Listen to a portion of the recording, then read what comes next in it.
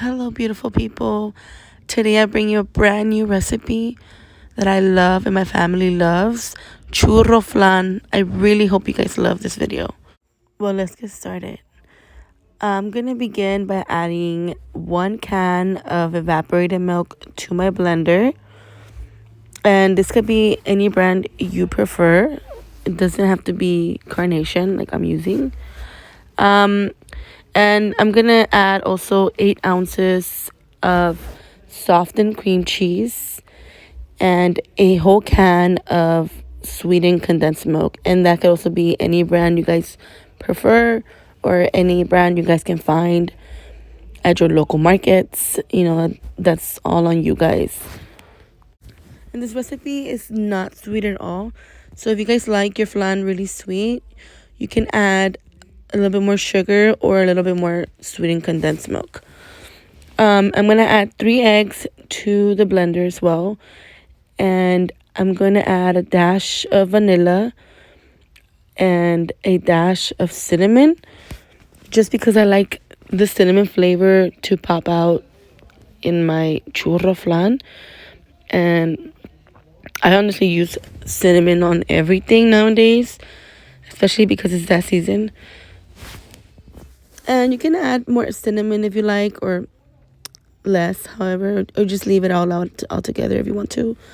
Now I'm going to take this to blend, and I blend it for about 3 to 5 minutes, but every blender is different, so just blend it until everything is well combined.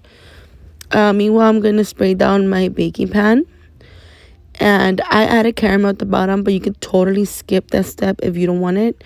I just thought it would give my flan a good flavor. And I also went ahead and mixed about 2 or 3 tablespoons of sugar with 1.5 teaspoons of cinnamon, and you're gonna sprinkle half of that mixture at the bottom. And I'm doing it over my caramel just so that all the flavors can combine. And I'm using 2 crescent rolls, one at the bottom and then one at the top.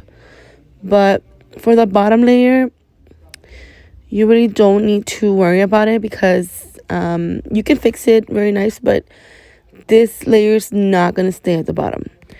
It's going to float because the flan is so dense that it just flips it over. But I do like that that sheet gets all the flavor of the flan, all the sweetness and everything. It just captures the flavors, and it leaves my bread on the top very like moist, I guess. Not moist, but soft. And I do love that. So now pour in your mixture. And oh wow, that is so pretty. I really hope you guys love this recipe. So I'm gonna add the top layer, but see if you see your bottom layer floating, don't worry, just trust the process and keep pushing forward. So I'm adding the top layer, and you're gonna do the same thing like you did in the bottom, which is like sprinkle the top layer with your sugar and cinnamon combination, and that is just for the churro taste. So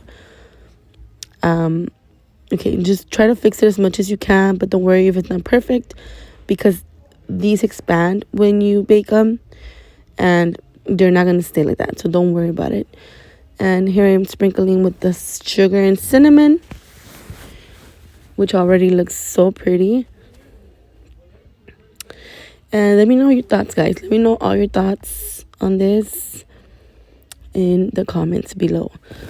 So I stuck it in the middle rack, and I preheated my oven to 350, and I'm baking this for about 35 minutes. You can leave it for a little bit longer if you want to, that's fine.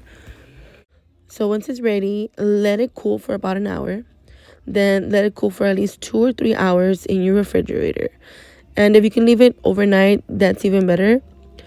The longer you keep it in the fridge before you cut it, the better your texture will be. So as you can see though, I had no trouble cutting through this. It cuts like butter. It's so beautiful. It smells so good. especially when you're baking it. This smells so good. So my family couldn't wait to eat it, so I only left it in the fridge for about 2 hours. But I didn't have no trouble serving it, and it just looks so pretty. I hope that you guys really like this recipe. I mean, I put a lot of effort into this one just because I thought, that you guys would really like it. And I really just serve mine with some whipped cream and some caramel drizzle over it. You guys can serve it with ice cream or any of your favorite toppings, whatever it is that you like to top anything, any of your desserts with, you can do it. And like I said, if you want it a little bit sweeter, then you can make it a little bit sweeter, and that'll be fine as well. I think you should be good. But this is what I topped it with, and me and my family enjoyed this so much. We can't wait for the next time we make it.